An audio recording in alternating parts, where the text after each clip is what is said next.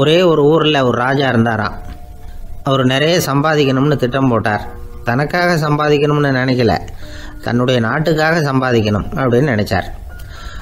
அரசாங்க கருவூலத்தில் கையிருப்பு குறைச்சலாக இருந்தது. மக்கள்கிட்ட வரி விதிச்சாகணும், வேறு வழி இல்லை. ஆனாலும் அந்த ராஜா மக்கள் கஷ்டப்படக்கூடாது அப்படின்னு நினைக்கிறவர். மக்கள் வரியையும் கட்டணும், அதே நேரத்தில் அவங்க சிரமப்படவும் கூடாது. இதுக்கு தகுந்த மாதிரி ஒரு திட்டம் போட்டார். அது பிரகாரம் என்ன பண்ணார்னா, அந்த நாட்டில் ஒரு 3 பெரிய குளங்களை தோண்டினார். அது நிறைய தண்ணீரை நிரப்புனார். அதுக்கப்புறம் எங்கேயோ தேடி பிடிச்சி 3 விதமான மீன்களை கொண்டுகிட்டு வந்தார். அந்த 3 குளங்கள்லையும் விட்டார். அதை ஒவ்வொரு குளத்துலேயும் ஒவ்வொரு விதமான மீன்கள். அந்த மீன்களுக்கு அபூர்வமான ஒரு சக்தி உண்டு. அது எப்படின்னா, அந்த குளத்தில் குளிக்க வர்றவங்களுக்கு அந்த மீன்கள் கடிக்கும் பொழுது வலி ஏற்படுறதில்ல. அதுக்கு பதிலாக மகிழ்ச்சி நிறைந்த ஒரு இனிமையான உணர்வை அவங்க அனுபவித்தாங்க. அது எப்படின்னா, இந்த முதல் குளத்தில் இருந்த மீன்களால் கடிக்கப்படும் பொழுது ஒரு விதமான இன்ப மயக்கத்தில் திளைச்சிருக்கிறது மாதிரி உணர்வு.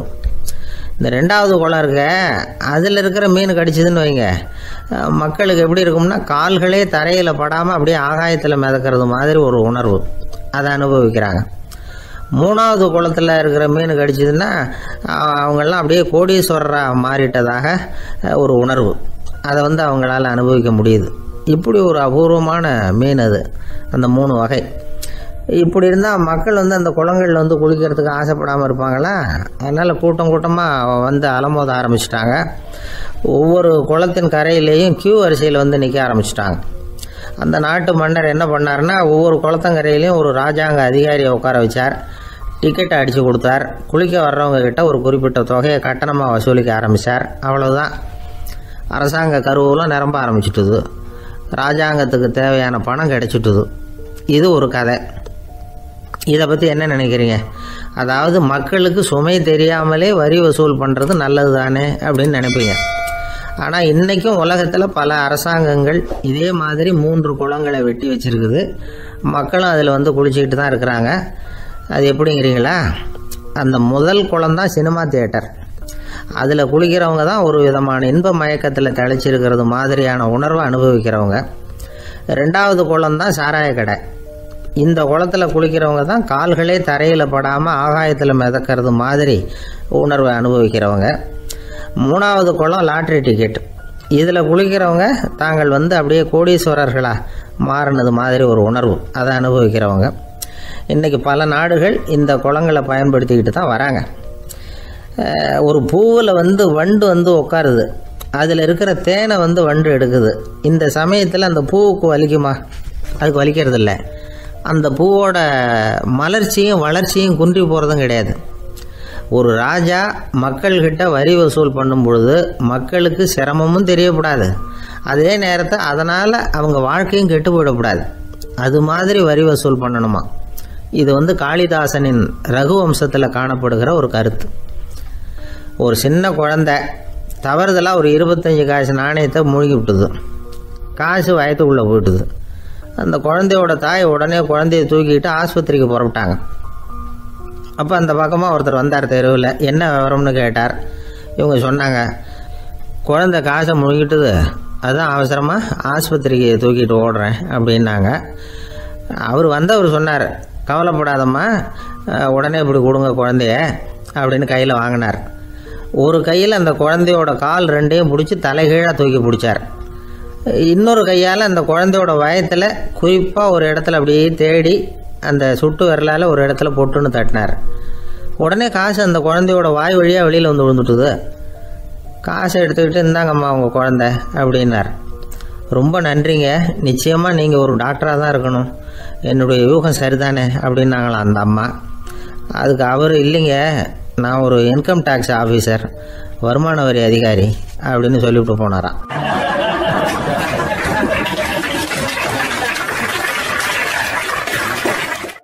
ஒரு அம்மா சொல்லுது, அதாவது கணவன் மனைவியாக இருந்துட்டு அப்புறம் விவாகரத்து வாங்கிட்டு அதுக்கப்புறம் அந்த அம்மா பேசுகிறத நேற்று தொலைக்காட்சியில் போட்டாங்க. அது என்ன சொல்லுதுன்னா, நாங்கள் கணவனும் மனைவியாக இருக்கிறப்போ எங்களுக்குள்ளே சண்டை வந்துக்கிட்டு இருந்தது, இப்போ விவாகரத்து வாங்கிட்டு இப்போ நண்பர்களாக இருக்கிறோம், இப்போ சண்டையே வர்றதில்லை எங்களுக்குள்ள.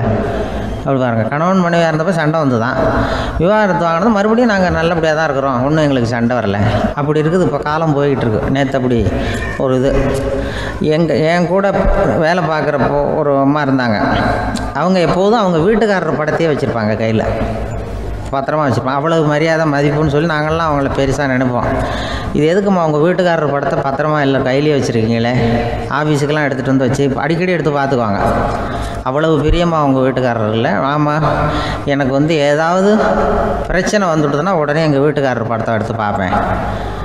பரவாயில்லையே இப்படி ஒரு இதாக. ஆமாம், இதை பார்த்துட்டு நினச்சிக்குவேன், இதை விட பிரச்சனை வேறு என்ன இருந்துட போகுது உலகத்தில் அப்படின்னு நினச்சிக்குவேன். உடனே எனக்கு எல்லாம் போயிடும் அப்படின்ட்டு தான். அப்படி ஒரு அம்மா இருந்தாங்க, இப்போ இருக்காங்க, வேலை பார்த்துக்கிட்டு இருக்காங்க. அப்படிலாம் இங்கே இருக்கிற தாய்மார்கள் பெண்கள் யாராவது அப்படி கூட பண்ணலாம். எப்போதுமே உங்கள் வீட்டுக்காரர் படத்தை கையில் வச்சுக்கோங்க. அது ஒரு யோசனை, குடும்பம் குதூகலமாக இருக்கிறதுக்கு அது ஒரு யோசனை. அதே மாதிரி இவங்களும் அவங்க படத்தை வச்சுக்கலாம், வச்சுக்கிட்டு பிரச்சனை வரும்பொழுது பார்த்துக்கணும். இதை விட நமக்கு என்ன வந்துட போகுது பெருசாக அப்படி தான் இருக்கணும். குடும்பம் வந்து நல்லபடியாக இருக்கணும்னா அதுக்கு சொல்லுவாங்க. கடவுளே வந்து ஒரு வீட்டு கணவன், வீட்டு தலைவர் கனவுல வந்தாராம். கடவுள் வந்து இது மாதிரி ஒன்று விட்டுட்டு உங்கள் குடும்பத்தை ஒன்றெல்லாம் விட்டுட்டு போக போகிறேன்னா, அதனால் ஏதாவது வர வேணும்னா கேட்டு போ வாங்கிக்கோ அப்படின்னு கடவுள் சொன்னாராம் அந்த குடும்ப தலைவர்கிட்ட. அவருக்கு என்ன கேட்குறதுன்னு புரியல. கடவுள் வந்து விட்டுட்டு போகிறேங்கிறாரு, ஏதாவது வரம் கேட்டுக்கோ அப்படின்னு நம்ம என்ன பண்ணுறது, என்ன கேட்குறதுன்னு ஒன்றும் புரியல. குழம்பிக்கிட்டு இருந்தான் அந்த ஆள் கனவுல. இப்போ கடவுள் சொன்னாராம், சரி நீ ரொம்ப குழப்பமாக இருக்க, நாளைக்கு மறுபடியும் உன் கனவுல வரேன், அதுக்குள்ளே நீ முடிவு பண்ணி வை, உனக்கு என்ன வரம் வேணுமோ கேட்டு வாங்கிக்கோ, உனக்கு வரம் கொடுத்துட்டு நான் போயிடுறேன், உன்னை விட்டுட்டு போகிறதா நான் முடிவு பண்ணிட்டேன் அப்படின்ட்டுருக்காரு கடவுள். சரி ஒரு நாள் அவகாசம் கொடுங்க, நாளைக்கு நான் அதுக்குள்ளே முடிவு பண்ணி வைக்கிறேன்ட்டு அவர் வந்தார். மறுநாள் முழிச்சுக்கிட்டு மனைவி மகன் மக்கள் எல்லோரையும் கூப்பிட்டார், குடும்பத்தில் எல்லாரையும். அப்படி வாங்க, இது மாதிரி நேற்று கனவுல வந்தார் கடவுள், நம்மளை விட்டுட்டு போக போகிறாராம், என்ன வரம் வேணும்னு கேட்டு வாங்கிங்கோ அப்படின்னு சொல்லிட்டார். என்ன கேட்குறதுண்ணா அப்படின்னு அந்த கணவன் கேட்குறான். இந்த மனைவி சொல்கிறாங்க, என் உடம்பு பூரா நகையாக இருக்கணும் அப்படின்னு கேளு அப்படின்ட்டுருக்கு. அதுக்குள்ளே அந்த ஒரு பொண்ணு ஓடி வந்து, அப்படிலாம் கேட்காதப்பா கடவுள்கிட்ட, இப்போ இருக்கிற சொத்து எவ்வளோ இருக்கோ அதுபோல் இன்னொரு பங்கு வேணும்னு கேளு அப்படின்னு. அந்த பையன் வந்து அவன் வேறு சொன்னான், அவன் அது நமக்கு வந்து இது போல் ஒரு 10 பங்காவது வேணும், 2 பங்களா கார் வேணும் அப்படின்னு அவன் ஒரு லிஸ்ட்டை கொடுத்தான். இவர் என்ன கேட்குறதுன்னு முடிவு பண்ணுறதுக்குள்ள அங்கே வேலை செய்கிற அம்மா, ஒரு வயசான அம்மா வந்திருக்கு, வேலை செய்கிற அம்மா. அது வந்து சொல்லிச்சான் இவர்கிட்ட, தப்பாரு கடவுள்கிட்ட அப்படிலாம் கேட்காதப்பா, நாளைக்கு வரும்பொழுது என்ன வர வேணும்னா எங்கள் குடும்பத்தில் எல்லாரும் அன்பாக இருக்கணும், பாசமாக இருக்கணும்னு கேட்டு வாங்கிக்கோ வரத்தை. அன்பு பாசம் குடும்பத்தில் எப்போதும் நிலவணும்னு கேட்டு வாங்கிக்கோ, வேற எல்லாம் நம்ம பார்த்துக்கலான்னு இந்த பெரியம்மா சொல்லிச்சான். மறுநாள் அதே மாதிரி படுத்து தூங்கினார். கடவுள் கனவுல வந்தார். வந்து கேட்கும்பொழுது இவர் சொன்னாராம், ஐயா எனக்கு வந்து எங்கள் குடும்பத்தில் நாங்கள் கணவன் மனைவி புள்ள குட்டி எல்லாம் பாசமாக இருக்கணும், அன்பாக இருக்கணும், இதுதான் எங்களுக்கு வர வேணும் அப்படின்னு கேட்டாராம். இவர் கேட்டதும் கடவுள் வந்து தலையை சொரிய ஆரம்பிச்சிட்டாராம்.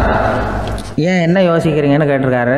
நீங்கள் அன்பாக பெரியமாக இருந்தீங்கன்னா அப்புறம் ஏன் நான் உங்களை விட்டுட்டு போக போகிறேன், நான் ஏற்கனவே இல்லைங்கிறதுனால தான் உங்களை விட்டு போகலாம்னு முடிவு பண்ணியிருந்தேன். இப்போ நீங்கள் ஏற்கனவே பாசமாக இருந்தீங்கன்னா நான் இனிமேல் போக மாட்டேன், அதனால் ஏன் முடிவை மாற்றிக்க வேண்டியதுதான், உங்கள் கூட தான் இருக்க போகிறேன்னாராம். இப்படி ஒரு கதை சொல்லுவாங்க. அதனால் ஒரு குடும்பத்தில் அந்தந்த உறவு முறைகள் சரியாக இருக்கிற வரைக்கும் எல்லாம் நல்லாயிருக்கும். அங்கே தான் இறைவன் வாழும் இல்லம்ங்கிறாங்களே, அதுதான் அது. அதில் அந்த குடும்ப தலைவருங்கிறவர் கணவன் அப்படிங்கிறதுனால அவருக்கு தான் பொறுப்பு. அவருக்கு நிறைய சகிப்புத்தன்மை வேணும், கோபம் வரக்கூடாது, யார் என்ன சொன்னாலும் போகணும். சில கணவன்மார்கள் வந்து எது சொன்னாலும் மனைவி வந்து தட்டுறதில்லை. அங்கே போனால் போவாங்க, எதுக்கு போக சொல்கிறேன்னு கேட்குறதில்ல, போகிறது. இங்கே வான்னா வர்றது. திருவள்ளுவர் மனைவி இருந்தாருன்னு சொல்கிறாங்கல்ல, அது மாதிரி. அது எப்படின்னா ஒருத்தர் சொன்னார், அது அப்படி இல்லை, அதுக்கு ஒரு கதை சொன்னார். ஹிட்லர் வந்து வந்தாராம் ஒரு தடவை, ஒரு பெரிய கப்பல் மேலே, கப்பலுடைய மேல் தளத்தில் ஹிட்லர் வந்துக்கிட்டு இருக்கார். ஒரு இங்கிலீஷ் கேப்டன் எதிரில் நிற்கிறான். அவனுக்கு பெரிய ஆச்சரியம், இந்த ஆள் எப்படி இப்படி ஒரு தனி மனிதனாக இருந்துக்கிட்டு உலகத்தையே இப்படி இந்த பாடுபடுத்துகிறார் அப்படின்னு சொல்லி, உன்னுடைய வெற்றிக்கு என்ன காரணம்னு கேட்டாரான் அந்த இங்கிலீஷ் கேப்டன். இப்போ ஹிட்லர் சொன்னாராம், என்னுடைய வெற்றிக்கு காரணம் என்கிட்ட வேலை செய்கிற ஊழியர்கள். நான் கிழிச்ச கோட்டை தாண்ட மாட்டாங்க, நான் என்ன சொல்கிறேனோ அதை உடனே செய்வாங்க, ஏன் எதுக்குன்னு எதிர்த்து பேச மாட்டாங்க. அதுதான் என்னுடைய வெற்றிக்கு காரணம் அப்படின்னு சொல்லி அதை நிரூபித்து காட்டுறேன் பார் அப்படின்னு சொல்லி கையை தட்டினாரான் ஹிட்லர். உடனே ஒரு சிப்பாய் எங்கேருந்து வந்து லெஃப்ட் ரைட் போட்டு வந்து சல்யூட் பண்ணி நின்னான். உடனே ஹிட்லர் சொன்னார், நீ அப்படியே இந்த கப்பல் மேல் தளத்துலேருந்து அப்படி கடலில் விழுந்து செத்து போடா அப்படின்னு பொத்துன்னு குதிச்சுட்டான். எதுக்கு சொல்கிறேன் என்ன இதில், உடனே குதிச்சு செத்து போட்டான். இவருக்கு பெரிய ஆச்சரியம் கேப்டனுக்கு. ஹிட்லர் சொன்னார், இதுதான் என்னுடைய வெற்றிக்கு காரணம், தப்பார் இன்னொருத்தனை கூப்பிட்றேன் அப்படின்னு தட்டினா இந்த பக்கத்துலேருந்து ஒருத்தன் தான் லெஃப்ட் ரைட் வந்து நின்னா, நீ இப்படி குதிச்சு செத்து போடா அப்படின்னு பொத்துன்னு குதிச்சிட்டான். எதுக்கு போக சொல்கிறீங்கன்னு ஒன்றுமே கேட்கல, குதினா உடனே குதிச்சிட்டான். அப்போ ஹிட்லர் சொன்னார், இதே மாதிரி என்னுடைய ஒவ்வொரு ஊழியர்களும் இருக்கிறாங்க, நானும் ஊழியர்களை இழக்கிறதுக்கு தயாராக இல்லை, தப்பாருக்கு தயாராக இருப்பேன் எப்போதும், தப்பார் இன்னொருத்தரம் தட்டுறேன்னு இன்னொருத்தர் வந்தார். எதிர்த்தாவில் இருந்து ஒருத்தர் லெஃப்ட் ரைட் சல்யூட் அடித்தான். நீயும் குதிச்சு செத்து போடான்னு இருக்கார் ஹிட்லர். இவனால் பொறுக்க முடியல, இந்த இங்கிலீஷ் கேப்டன் அனாவசியமாக ஒவ்வொருத்தனாக குதிச்சு விட்றானேன்னு சொல்லி ஓடி போய் அவனை குதிச்சிட்டான். குதிக்கிறதுக்கு முன்னாடி பிடிச்சி தனியாக எடுத்துகிட்டு போட்டான். தனியாக எடுத்துகிட்டு போய் அந்த சிப்பாய்கிட்ட கேட்டாரான் அந்த இங்கிலீஷ் கேப்டன், ஏன்ப்பா அந்த ஆள் குதிக்க சொல்கிறான்னா நீ ஏன் எதுக்குன்னு கேட்குறது இல்லையா, உடனே குதிச்சு செத்து போகிறீங்களே, இதெல்லாம் என்ன அநியாயம் அப்படின்ட்டுருக்கான் அந்த இங்கிலீஷ் கேப்டன் கையை பிடிச்சிக்கிட்டு. உடனே அந்த சிப்பாய்க்கு கோவம் வந்துட்டு தான், உடையா கையை, இவன்ட்ட வேலை பார்க்குறத விட உழுந்து செத்து போகலான்னு நான் குதிக்கிறான், என்ன அனாவசியமாக எதுக்கியா இருக்க சொல்கிறேன் அப்படின்னு சொல்லி குதிச்சுட்டானா. அதனால் இந்த உடனே சொல்கிறத செய்கிறாங்க பாருங்கள், அவங்கள நம்பக்கூடாது. கணவன்மார்களுக்கு ஒரு எச்சரிக்கை, சொல்கிறத உடனே செஞ்சுருவாங்க மனைவி, நீ அங்கே போனால் போங்க வரணும் அந்த ஹிட்லர் மாதிரி நினைக்கிறாங்கன்னு அர்த்தம். இதுகிட்ட பேசிக்கிட்டு இருக்கிறத விட சொல்கிறத செஞ்சுட்டு போடுவோமே, அப்படி சமாளிக்கிற கணவன்மார்கள் உண்டு. குடும்பத்தில் வந்து அப்படிலாம் இருந்து சமாளிக்கிறாங்க. பிள்ளைகளை பற்றி சொல்லுவாங்க. அவர் இப்போ ராமர் லட்சுமணர் கதை சொல்லுவாங்க. அதாவது ராமரும் பரதனும் பந்து விளையாடிக்கிட்டு இருந்தாங்களாம் சின்ன வயசில் பந்து விளையாடிட்டு இருந்தாங்களாம். உடனே ராமர் வந்தாராம், வந்து கோசலை அவங்க அம்மா கோசலை மடியில் சோர்ந்து போய் உட்காந்தாராம். சந்தோஷமாக வந்து உட்காந்துருக்காரு. அப்போ அந்த கோசலை அம்மா கேட்டாங்களாம், ஏன்ப்பா அப்படி இவ்வளவு சந்தோஷமாக இருக்கே, என்ன காரணம் அப்படின்னு கேட்டிருக்காரு. அப்படின்னு அந்த அம்மா கேட்டிருக்கு. ராமன் சொன்னான்னா, என் தம்பியோட நான் பந்து விளையாண்டுக்கிட்டு இருந்தேன், பரதன் அவன் வந்து ஜெயிச்சுட்டான், நான் தோத்துட்டேன், என்னை வந்து அவன் ஜெயிச்சுட்டான், அவனுடைய வெற்றி வந்து எனக்கு சந்தோஷமாக இருக்குது, தம்பியோட வெற்றி, அதனால் நான் சந்தோஷமாக இருக்கேன்னு சொல்லியிருக்கேன். அந்த அம்மாவுக்கு ரொம்ப சந்தோஷம், தம்பி ஜெயிக்கிறாங்கிறத பற்றி அண்ணன் வந்து சந்தோஷப்படுறானே அப்படின்னு. கொஞ்ச நேரத்தில் பரதன் வந்திருக்கான். அவன் சோர்ந்து போய் கலங்கி போய் வந்து அதே அம்மா மடியில் உட்காந்துருக்கான். நீ ஏப்பா நீ தான் ஜெயிச்சுட்டியாமே, நீ என்னத்துக்கு வருத்தப்பட்டுக்கிட்டு வர அப்படின்னு கேட்டிருக்கேன் அந்த அம்மா.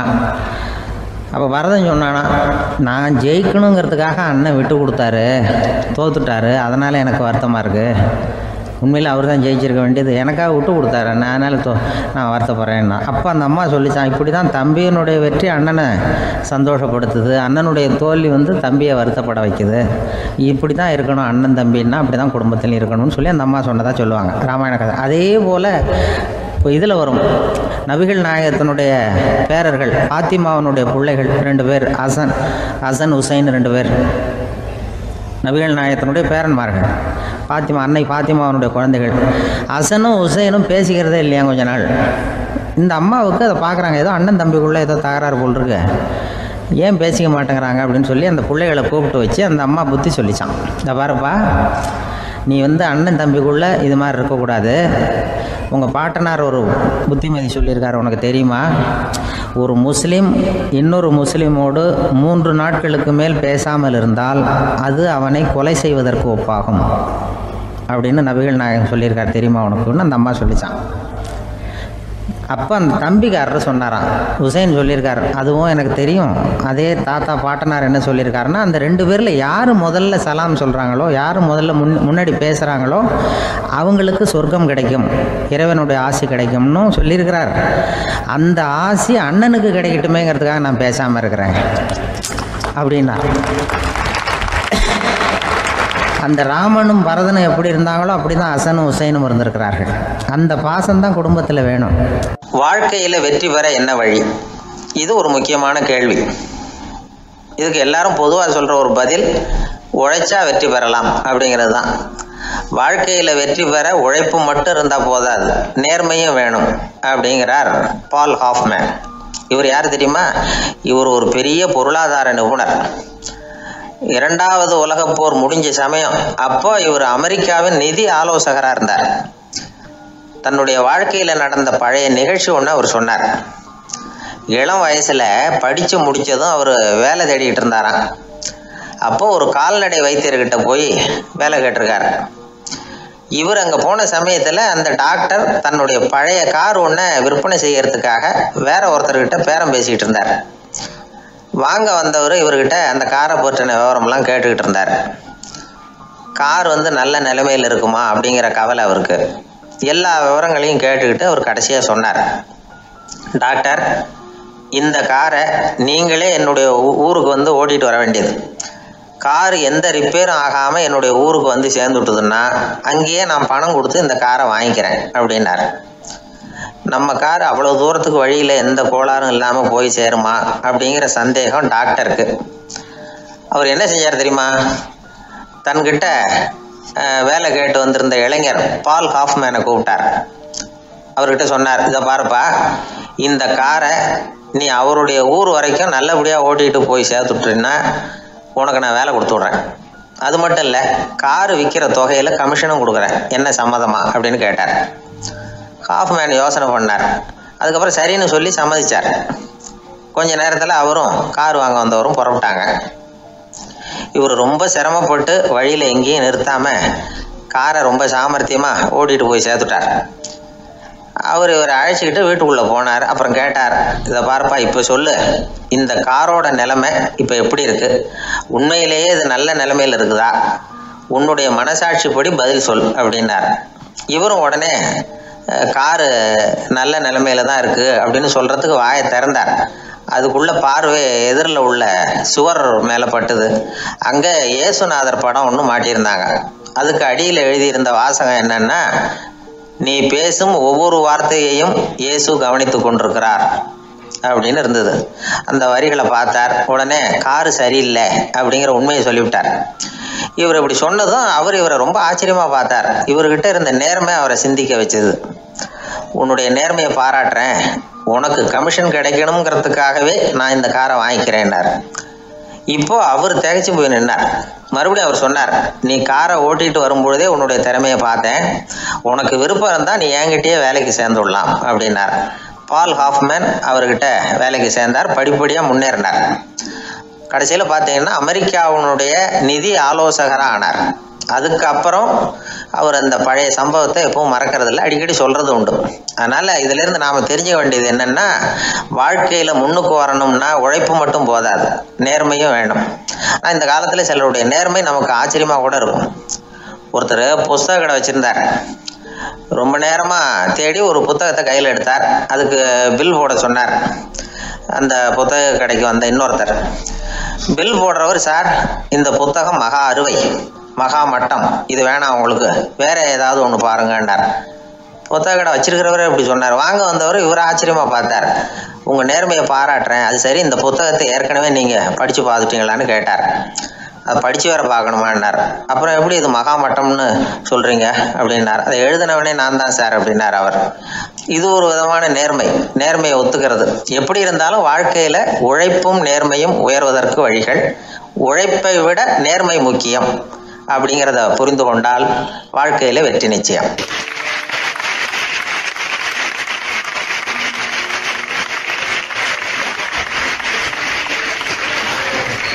ஒரு பூங்கா, அங்கே ஒருத்தர் நின்றுட்டு இருக்கிறார். நின்றுக்கிட்டே ஏதோ ஆழ்ந்த யோசனையில் இருக்கிறார். அந்த பக்கமாக இன்னொருத்தர் வந்தார். இவரை கவனிச்சார். என்ன யோசனைன்னு கேட்டார். எப்படி எழுந்திருக்கிறதுன்னு யோசனை பண்ணிகிட்டு இருக்கிறேன்னார் அவர். கேட்டவருக்கு ஒரு மாதிரி ஆகிட்டுது. ஏற்கனவே நின்றுக்கிட்டு இருக்கிற ஒருத்தர் எப்படி எழுந்திரிச்சு நிற்கிறதுன்னு யோசிக்கிறாருன்னா அது ஆச்சரியம் தானே. அதுக்கப்புறம் இவர் யோசிக்க ஆரம்பித்தார். என்ன இவர் இப்படி பேசுகிறாரு அப்படின்னு. கீழே விழுந்தால் தானே எழுந்திரிச்சு நிற்க முடியும். அதனால் எழுந்திரிக்கணும்னு நினைக்கிறவங்க முதல்ல கீழே விழணும். இவர் முதல்ல கீழே விழணும், அதுக்கப்புறம் தான் எழுந்திருக்கிறது எப்படின்னு சிந்திக்க முடியும். இந்த உலகத்தில் எல்லாருமே கீழே விழுந்து எழுந்தவர்கள் தான். இப்போ இந்த குழந்தை பருவத்தில் கீழே விழாமல் நடைபயில கற்றுக்கிட்டவங்க யாராவது உண்டா? சின்ன வயசில் ஒரு தடவை கூட கீழே விழலை சார், அப்படியே பிறந்தார் வளர்ந்தார் பெரியவர் ஆகிட்டார் அப்படின்னு யாரையும் சொல்ல முடியாது. அதனால் மனுஷங்கிறவன் விழுந்து புரண்டு எழுந்து தான் நடக்க கற்றுக்கிறான். ஒரு உண்மையை நாம் எல்லாரும் புரிஞ்சுக்கணும். இந்த உலகத்தில் தவறு செய்யாத மனிதர்களே யாரும் கிடையாது. அப்படி இருக்கிறப்போ எப்போதாவது நாம் தவறு பண்ணிவிட்டோம்னா அதுக்காக மனசு உடஞ்சி போயிடக்கூடாது, வாழ்க்கையில் வெறுப்பு வந்துடக்கூடாது. ஒரு தவறு நடந்துவிட்டுதா அதுக்காக மனசு உடஞ்சி போயிடாதீங்க, அதை ஒரு பாடமாக எடுத்துக்கங்க. அதே தவறு மறுபடியும் நடக்காமல் வேணும்னா பார்த்துக்கலாம், அது போதும். தடைக்கல்ல படிக்கல்லாம் மாற்றிக்கணும், இதுதான் இதில் முக்கியம். ஒரு அலுவலகம், அங்கே ஒரு அதிகாரி, அவர் உயர்ந்த பதவியில் இருந்தார், சிறந்த நிர்வாகின்னு பேர் வாங்கினவர். அவர் தனக்கு கீழே வேலை செய்கிறவங்க கிட்டெல்லாம் சொல்லுவாராம், இந்த நிறுவனத்தில் நீங்கள் எத்தனை தடவை வேணும்னாலும் தவறுகள் செய்யலாம், ஆனால் ஒரே விஷயம் என்னென்னா ஒரே தவறை மறுபடியும் செய்யக்கூடாது, அது முக்கியம் அப்படின்பாரான். இதை மேம்போக்காக பார்த்தா அவர் ஏதோ தன்னுடைய ஊழியர்களை தவறு செய்ய தூண்டுறது மாதிரி தெரியும், ஆனால் உண்மை அப்படி இல்லை. இன்னைக்கு என்ன நடக்குது தெரியுமா? அநேகமாக எல்லா மனிதர்களுமே ஒரே தவறை தான் மறுபடியும் மறுபடியும் செய்கிறாங்க. விளையாட்டு வீரர்கள் ஒரே மாதிரியான தவறுகளை திரும்ப திரும்ப செய்கிறது உண்டு. கணக்கு எழுதுறவங்கள பாருங்க, ஒரே தப்பை மறுபடியும் மறுபடியும் செய்வாங்க. அலுவலகம் வருகிறவர்களை கவனிங்க, ஒரு நாள் தாமதமாக வந்தால் பரவாயில்ல, தினமும் தாமதமாக வருவாங்க. இது மாதிரி செய்த தவறையே திரும்ப திரும்ப செய்யறதுக்கு என்ன காரணம் அப்படின்னா, சோம்பல், ஞாபக மறதி, கவனக்குறைவு, தன்னுடைய திறமை பேரில் அளவுக்கு மீறிய நம்பிக்கை, இப்படி இதில் ஏதாவது ஒரு காரணமாக இருக்கலாம் அப்படிங்கிறாங்க இது பற்றி ஆய்வு செய்கிற வல்லுநர்கள். ஒரு தடவை செஞ்ச தவிர மறுபடியும் செய்யறது இல்லைன்னு முடிவு செஞ்சுக்கிட்டு அதை செயல்படுத்த கற்றுக்கணும், அது போதும், வாழ்க்கை வெற்றிகரமாக அமையும் அப்படிங்கிறாங்க அந்த அனுபவசாலிகள்.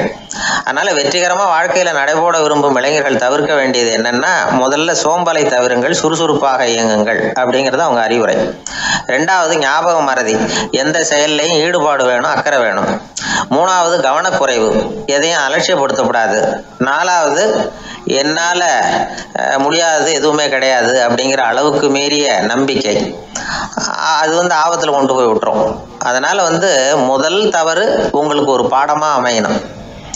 ஒரு மனிதர், அவர் தன்னுடைய 2 காதுலையும் கட்டு போட்டுக்கிட்டு வந்தார். அவருடைய நண்பர் அதை கவனிச்சுட்டார். என்ன சார் ஆச்சு, 2 காதுலையும் கட்டு போட்டுருக்கீங்களே அப்படின்னு விசாரித்தார். ஒன்றுமில்லை சார், வீட்டில் ரொம்ப ஆர்வமாக டிவியில் கிரிக்கெட் மேட்ச் பார்த்துக்கிட்டு இருந்தேன். அப்போது என்னுடைய மனைவி துணிகளுக்கு அயர்ன் பண்ணிகிட்டு இருந்தாங்க. அயர்ன் பாக்ஸை அப்படியே வச்சுட்டு அடுப்பங்கரைக்கு போயிட்டாங்க. அந்த சமயம் பார்த்து டெலிஃபோன் பண்ணி அடிச்சுது. அவசரமாக ஓடி போய் அதை எடுத்து காதில் வச்சேன். அப்போ தான் தெரியும் அது அயர்ன் பாக்ஸுங்கிற விஷயம். சூடாக இருந்ததா, சுட்டு விட்டுது அப்படின்னார். ஒரு காது சரி சார், 2 காதும் ஏன் அப்படி ஆச்சு அப்படின்னு கேட்டார். அதே ஆள் மறுபடியும் ஃபோன் பண்ணா சார் அப்படின்னார். இவர் எவ்வளோ தூரம் யோசிச்சிருப்பார் பாருங்க. அதனால் ஒரு தவறு மறுபடியும் நடக்கக்கூடாது, முதல் தவறு உங்களுக்கு ஒரு பாடமாக அமையட்டும் அப்படிங்கிறது தான் இதிலிருந்து நாம் தெரிந்து கொள்ள வேண்டிய கருத்து. அதனால் தவறுகள் அதெல்லாம் தடைக்கெல்லாம் நினைக்க வேண்டாம், படிக்கெல்லாம் நினைப்போம். அப்படி நினைச்சோம்னா வாழ்க்கையில் வெற்றி நிச்சயம்.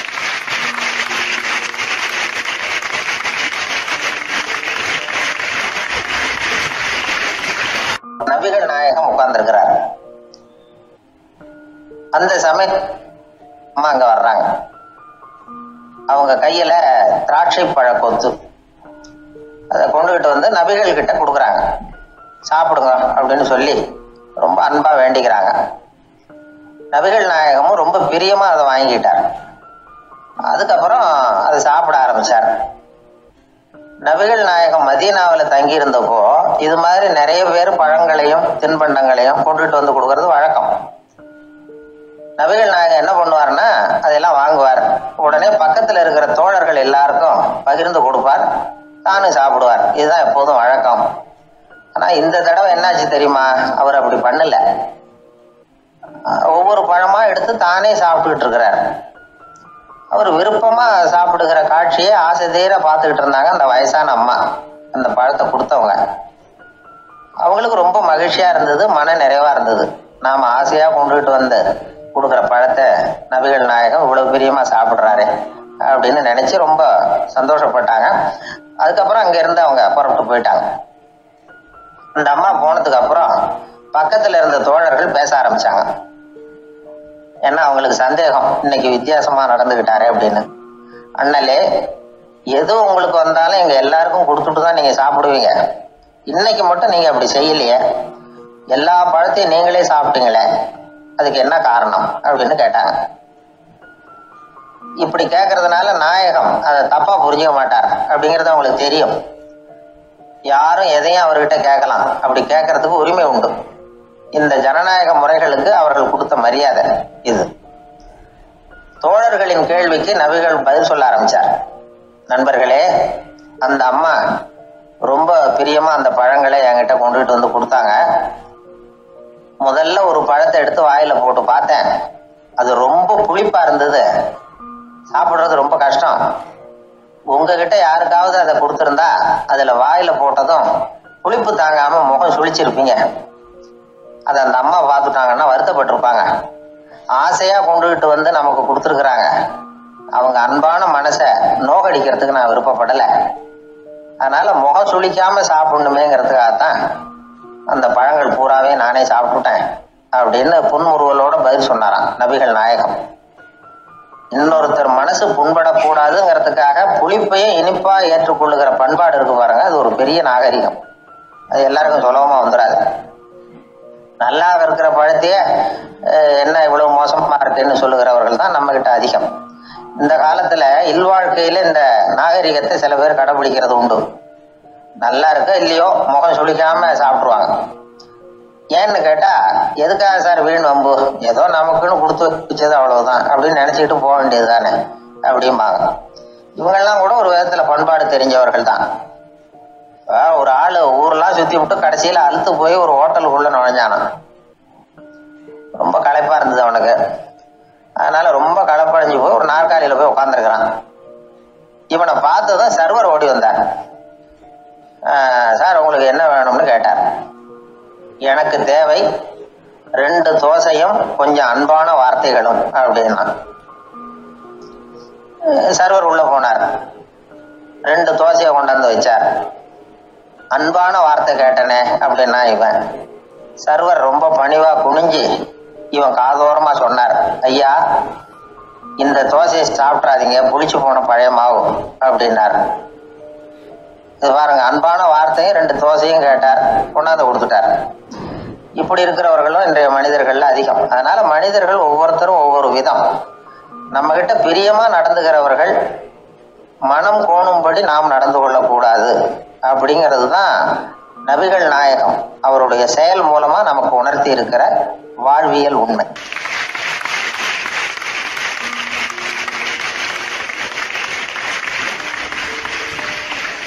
மனித நேயம்ங்கிறத பற்றி சொல்லுவாங்க. மனித நேயம் ஏன்னா ஒரு கணவன் கணவனாக இருக்கணும், மனைவி மனைவியாக இருக்கணும். ஒரு மனுஷன் இன்றைக்கி மனிதன் மனிதனாக இல்லை, மனித நேயம் குறைஞ்சி போச்சு.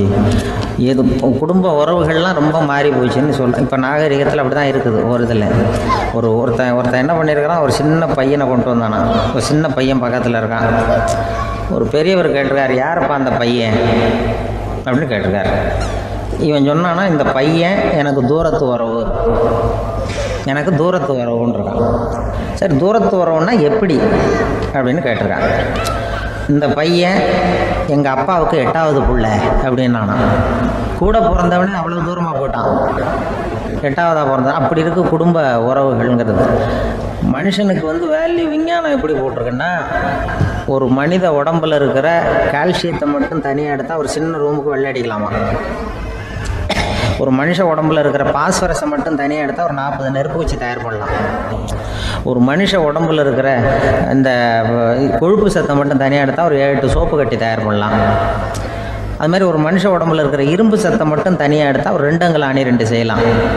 இவ்வளவுக்கும் விலை போட்டால் 42 ரூபா 50 காசு. இதுதான் மனுஷனுக்கு விஞ்ஞானம் போட்டிருக்கிற விலை. அது எப்போ அது ஒசரும்னா, அவன் மனுஷனாக இருக்கிற வரைக்கும் இருக்கிறப்ப. அதுவும் செத்து போனால் அதுவும் கிடையாது, செத்து போனால் அதுவும் குறைஞ்சிரும்.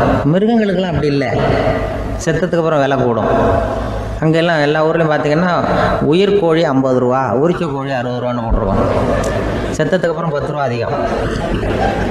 மனுஷனை நீ உயிர் மனுஷன் 42 ரூபா 50 காசு, செத்ததுக்கு அப்புறம் 52 ரூபான்னா நீயே வச்சுக்கிடாது, எனக்கு எதுக்குன்ட்டு போட்டு.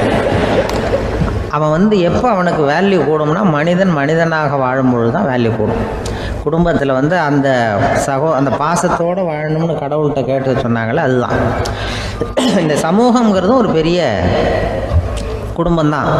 அதனால தான் இந்த நாட்டுக்கு உள்ள பெருமையை எல்லாரும் ஒற்றுமையாக இருந்தால் எதையும் சாதிக்கலாம்ங்கிறது தான் இந்த நாட்டுக்கு உள்ள பெருமை. அப்படி நிரூபிச்சோம். அதனால் சமூகங்கிறதும் ஒரு குடும்பம் மாதிரி இருக்கிறது தான் பெருசு. இப்போ சில இதெல்லாம் இப்போ ஜாதி மத வேறுபாடெல்லாம் நம்முடைய முன்னேற்றத்தை தடுக்கும். விலங்குகள் நம்மளை விட மேலானது. அதான் ஒரு ஊரில் ஒரு சிவன் கோயில் இருந்து தான். சிவன் கோயிலில் அந்த புறாவெல்லாம் வளர்ந்துக்கிட்டு இருந்திருக்கு. அந்த மாடத்தில், சிவன் கோயில் மாடத்தில் புறாவெல்லாம் கூடியிருந்திருக்கு. உடனே அதுக்கு கும்பாபிஷேகம் பண்ணுறதுக்காக ஊரில் திட்டம் போட்டாங்க. சிவன் கோயிலுக்கு வெள்ளடிக்க ஆரம்பித்தாங்க. வர்ணம் பூச ஆரம்பிச்சது. அதுக்கு சாரம் கட்டுவாங்கல்ல, இந்த குச்சியெல்லாம் வச்சு சாரம் கட்டுவாங்க. உடனே இந்த புறாவெல்லாம் என்ன பண்ணிச்சான், இனிமேல் நம்ம இங்கே வெள்ளடிக்கிறாங்க, கும்பாபிஷேகம் வருது, நம்ம இங்கே குடியிருக்க முடியாது, எதிர்த்தாப்புல எங்கே போகலான்னு பார்த்துருக்கு. இந்த உயரம் கோபுரத்தில் இருந்த புறாவெல்லாம் எதிர்த்தாப்புல ஒரு மாதா கோயில் இருந்திருக்கு, சர்ச்சு. அங்கே சில மாடங்களில் புறாவெல்லாம் இருக்குது, சில மாடம் இருக்குது. உடனே நம்மளாம் அங்கே போய்டும் கொஞ்சம் காலத்துக்குன்னு எல்லாம் புறப்பட்டு இந்த மாதா கோயிலுக்கு போயிடுது. அங்கே போனால் அங்கே இருக்கிற புறாவோடு சேர்ந்து இதுவும் குடியிருந்துட்டுருக்கு. கொஞ்ச நாள் என்னாச்சு, அங்கே கிறிஸ்மஸ் வந்துவிட்டுது.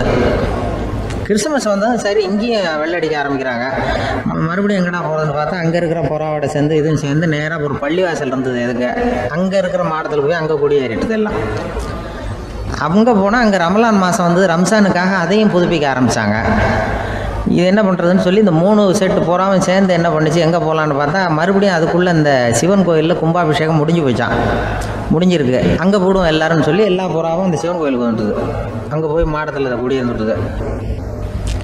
அப்போ திடீர்னு ஒரு நாள் பார்த்தா ஒரே கலவரம் பூமியில் எல்லாம் ஒருத்தன் அருவாளை தூக்கிட்டு நிற்கிறான், குச்சி எடுத்து ஒருத்தனோட சுட்டுக்கிறான். ஒரே கலவரம், சத்தம், ஒரே மத கலவரம் வந்துட்டுது ஊரில். அப்போ புறாவெல்லாம் மாடத்தில் இருந்துக்கிட்டு ஒரு குஞ்சு புறா அவங்க அம்மாட்ட கேட்டு தான், இது என்ன இந்த மனுஷனுக்கு என்னாச்சு, அவன் கத்தியை தூக்கிட்டு நிற்கிறானே அப்படின்னு கேட்டுதான். ஒரு குஞ்சு புறா அவங்க அம்மாட்ட கேட்டுதான், அம்மா புறா. இப்போ அம்மா அந்த புறா சொல்லிச்சான், மனுஷனுக்கு இப்போ மதம் பிடிச்சிருக்கு, அதான் கத்தியை தூக்கிட்டு நிற்கிறான் அப்படின்ட்டுருக்கு. இப்போ நமக்கெல்லாம் பிடிக்கலையே அப்படின்னு தான். அப்போ அந்த புறா சொல்லிச்சான், அந்த பாருமா, நாம் இந்த சிவன் கோயிலில் இருந்தாலும் நமக்கு புறான்னு தான் பேர், இந்த மாதா கோயிலுக்கு போனாலும் நமக்கு புறான்னு தான் பேர், பள்ளிவாசலுக்கு போனாலும் நமக்கு புறான்னு தான் பேர். அந்த மனுஷன் அப்படி இல்லை. அவன் இங்கே இருக்கிற வரைக்கும் இந்துன்னு சொல்லுவான், அங்கே மாதா கோயில் இருந்தான்னா கிறிஸ்தவன்னு சொல்லுவான், பள்ளிவாசலில் இருந்தான்னா முஸ்லீம்னு சொல்லுவான்.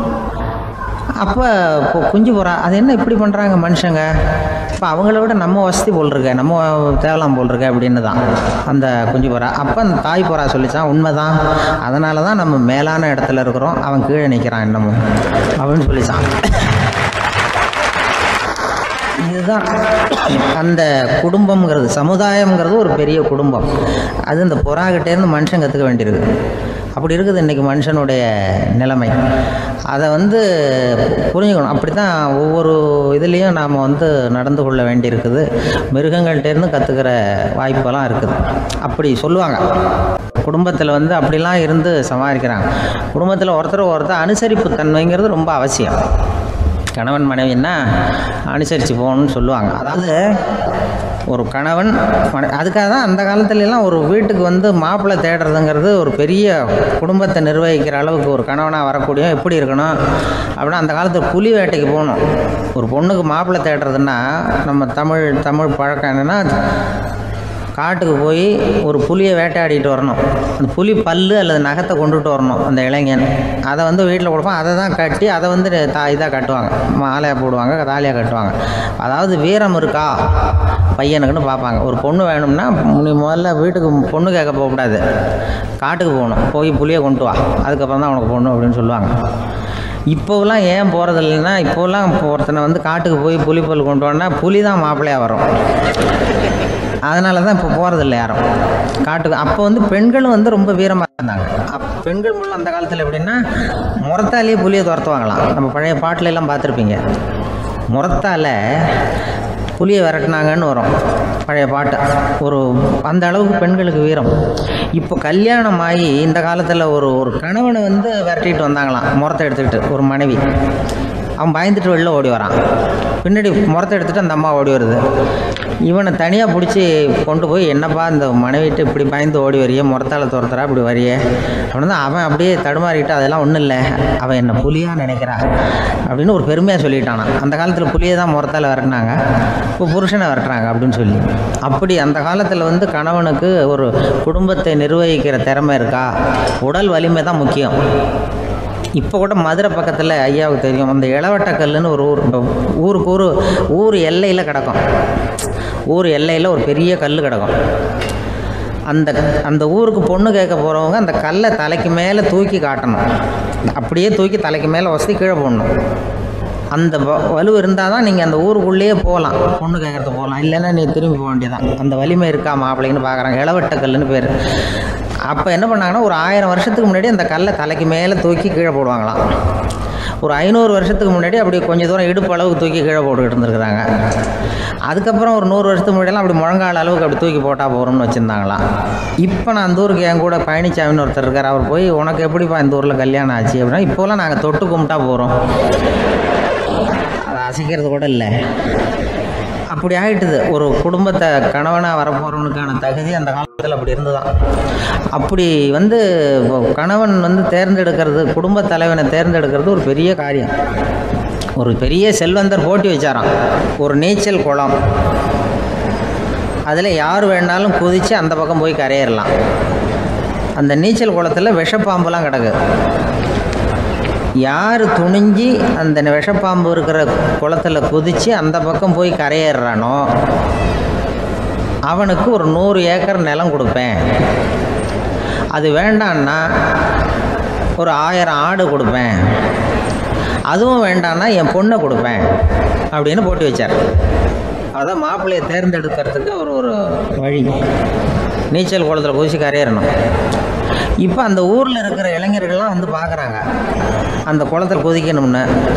ஆனால் குளத்தில் ஒரு விஷப்பாம்புலாம் கிடக்கு. என்ன பண்ணுறதுன்னு பார்த்தா யாருமே குதிக்கிறதுக்கு தைரியம் வரல. திடீர்னு ஒருத்தன் துணிஞ்சு குதிச்சான். படபடன்னு அடிச்சுட்டு போய் அந்த பக்கம் கரையேறிட்டான். கரையேறின உடனே பரவாயில்லையே ஒரு ஆள் வந்துட்டான்னு சொல்லி அவனை அந்த இளைஞரை போய் பிடிச்சிட்டு வந்தாங்க. அந்த பெரியவர் கேட்டார், ஏன்ப்பா இவ்வளவு பெரிய விஷப்பாம்பெல்லாம் கிடக்கிற நீச்சல் குளத்தில் நீ துணிஞ்சு குதித்து கரையேறி இருக்கிற, உனக்கு என்ன 1000 ஏக்கர் நிலம் கொடுத்துருவா, 100 ஏக்கர் நிலம் கொடுக்குவா சொல்கிற முடியும் அப்படின்னா, வேண்டாம் சார்ன்றான். ஓஹோ அப்படின்னா ஒரு 1000 ஆடு வேணுமா உனக்கு அப்படின்னா, அதுவும் வேண்டாம் சார். ஓ அப்படின்னா என் பொண்ணு வேணுமா அப்படின்னா, அதுவும் வேண்டாம் சாருங்கிறான். அப்புறம் எதுக்குடா குதிச்சுன்ட்டு, என்ன உனக்கு என்ன தான் வேணும் அப்படின்னு கேட்டிருக்காரு. என்னை எவன் பிடிச்சி தள்ளி விட்டான்னு தெரியணும் அப்படின்றான். அதுக்காக அவன் பார்த்துருக்கான். அப்படி இருந்தால் தான் துணிச்சல் வரும் இந்த காலத்தில். எதுக்கு இவ்வளவு சங்கடம்லாம் வச்சாங்கன்னா, ஒரு குடும்பத்துக்கு தலைவராக வர வேண்டிய ஒரு ஆள், கணவனாக இருக்க வேண்டியவனுக்கு துணிச்சல் இருக்கா, தைரியம் இருக்கா அப்படிங்கிறது பார்க்கறதுக்காக இப்படிப்பட்ட தேர்வு முறைகள்லாம் வச்சுருந்தாங்க அந்த காலத்துலலாம். இப்போலாம் கல்யாணம் பண்ணுறது ஆளுக்கு நேரில் பார்க்காமலே கூட கல்யாணம் நடக்குது இன்டர்நெட்டில். இப்போ சர்டிஃபிகேட் கேட்குறாங்க, நோய் நொடி இல்லாமல் இருக்காரா பார், காட்டுக்கெலாம் போக வேண்டாம், நேராக ஆஸ்பத்திரிக்கு போய் ஒரு சர்டிஃபிகேட் வாங்கிட்டு வா, உனக்கு ஒன்றும் வியாதி இல்லைன்னு ப்ரூவ் பண்ணு, அதுக்கப்புறம் பார்த்துக்கலாம், மற்றதை பேசுவோம் அப்படின்னு சொல்லி அப்படி இருக்குது நிலைமை. அதனால் குடும்பத்தில் வந்து அந்த கணவனாக இருக்கிற வேண்டியவனுக்கு பொறுப்பு அதிகம். ஏன்னா எல்லாத்தையும் அனுசரித்து போக வேண்டியதாக வந்தான்.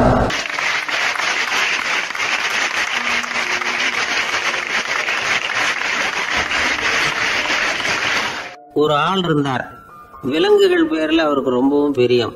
அதனால் தன்னுடைய வீட்டில் ஒரு நாயை வளர்த்தார். அதே மாதிரி கழுதையையும் வளர்த்தார். அந்த கழுதை அவர் வீட்டு கொல்லை பக்கத்தில் நின்றுக்கிட்டு இருக்கும். ஏதாவது பொதி சுமக்கிற வேலை இருந்ததுன்னா அதை கவனிச்சிக்கும். அந்த நாய் வந்து வீட்டுக்குள்ளே இருக்கும். நாய்க்கு அந்த வீட்டில் ராஜ உபசாரம் தான். அதுக்கு அந்த வீட்டில் ஏகப்பட்ட மரியாதை. குளிக்கிறதுக்கு தனியாக சோப்பு, 2 வேளையும் பால், பிஸ்கட்டு, மத்தியானம் சாப்பாடு. அதுக்கு ஏதாவது உடம்பு சரியில்லைன்னா உடனே ஆஸ்பத்திரி வைத்தியம். ரொம்ப கொடுத்து வச்ச நாய். அந்த வீட்டு தலைவர் வெளியில் அப்படியே நடைப்பயிற்சி போனால் கூடவே இதுவும் போகும். அவர் மட்டும் தனியாக எங்கேயாவது வெளியில் போயிட்டு வந்தால் வீட்டுக்கு வந்த உடனே அந்த நாய் அவர்கிட்ட ஓடி வரும். அப்படியே எழும்பி முன்னங்கால் 2ஐயும் அவர் தோள் மேலே போட்டுக்கும். அவர் சிரிச்சுக்கிட்டே தலையில் செல்லமாக தட்டுவார். அவர் ஈசி சேரில் சாஞ்சிக்கிட்டு டிவி பார்ப்பார், பேப்பர் படிப்பார். அப்போலாம் அந்த நாய் அவருடைய காலடியில் படுத்துக்கும். அப்போ கூட அவர் தலையை செல்லமாக தடவி கொடுப்பார். அந்த நாய் படுக்கிறதுக்குன்னே ஒரு மெத்தை, சில சமயம் அது அங்கே இருக்கிற மேஜை நாற்காலி மேலே கூட ஏறி விளையாடும், சோஃபாவில் ஏறி உட்காந்துக்கும். இவ்வளவு செல்வாக்காக வளர்ந்தது அந்த நாய். இதையெல்லாம் அந்த கழுதை பார்த்துக்கிட்டே இருக்குது கொல்லை பக்கத்தில் இருந்து. பார்த்துட்டு அது யோசிக்க ஆரம்பிச்சுதான், என்ன இது, இந்த வீட்டில் நாம் தான் கழுதையாக உழைக்கிறோம், பொதி சுமக்கிறோம், நமக்கு ஒரு நல்ல சாப்பாடு கிடையாது, படுக்கை கிடையாது, ஒரு நாளாவது நம்ம தலையையோ முதுகையோ தடவி கொடுத்தது கிடையாது. ஆனால் அந்த நாய் இந்த வீட்டுக்காக ஒரு துரும்ப கூட அசைச்சதில்லை. அதை போய் இந்த வீட்டில் உள்ளவங்க இப்படி தலையில் வச்சு தாங்குறாங்களே அப்படின்னு யோசிச்சு தான் அந்த கழுதை ரொம்ப நேரம் யோசிச்சுவிட்டு அதுக்கப்புறம் ஒரு முடிவுக்கு வந்திருக்குது. சரி, இனிமேல் நாமளும் அந்த நாய் மாதிரியே நடந்து பார்ப்போம், அது மாதிரியே பிஹேவ் பண்ணுவோம், அப்போவாவது நமக்கும் அந்த மரியாதை கிடைக்குதா பார்க்கலாம் அப்படின்னு ஒரு திட்டம் போட்டுது மனசுக்குள்ளே. உடனே அந்த திட்டத்தை செயல்படுத்தவும் ஆரம்பிச்சிது. அதாவது அந்த வீட்டில் அந்த நாய் என்னென்ன செய்யுதோ அதையெல்லாம் இதுவும் செய்ய ஆரம்பிச்சிட்டுது. அந்த வீட்டு எஜமான் எங்கேயோ வெளியில் சுற்றி விட்டு ரொம்ப அசந்து போய் வீட்டுக்கு திரும்பி வந்துக்கிட்டு இருந்தான். உடனே இந்த கழுதை என்ன பண்ணிச்சு தெரியுமா, அவங்ககிட்ட ஓடி போச்சு. ஓடி போய் அந்த நாய் என்ன பண்ணுமோ அது மாதிரியே பண்ணிச்சு. அதாவது அந்த ஆள் தோல் மேலே தன்னுடைய முன்னங்கால் ரெண்டையும் தூக்கி போட்டுவிடுது. அந்த ஆள் பயந்து போயிட்டான். அவனுக்கு ஒன்றும் புரியல, இது ஏன் இப்படி பண்ணுதுன்னு கொஞ்சம் ஒதுங்கி நின்னான். இது அவனை சுற்றி சுற்றி வருது, நாய் மாதிரி வாழை ஆட்டிக்கிட்டே சுற்றி சுற்றி வருது கழுதை. அவன் கிடுகிடுன்னு வீட்டுக்குள்ளே ஓடினான், இதுவும் பின்னாடியே ஓடிச்சு. அங்கே போய் நாய் மாதிரியே மேஜை நாற்காலி மேலே ஏறி குதித்து விளையாட ஆரம்பிச்சுட்டுது. சோஃபாவில் ஏறி உட்காருது, மேஜையில் இருந்த சாமான்லாம் கீழே விழுந்து உடையுது. கழுதை மேஜை மேலே ஏறி குதிச்சா என்னத்துக்கு ஆகும்?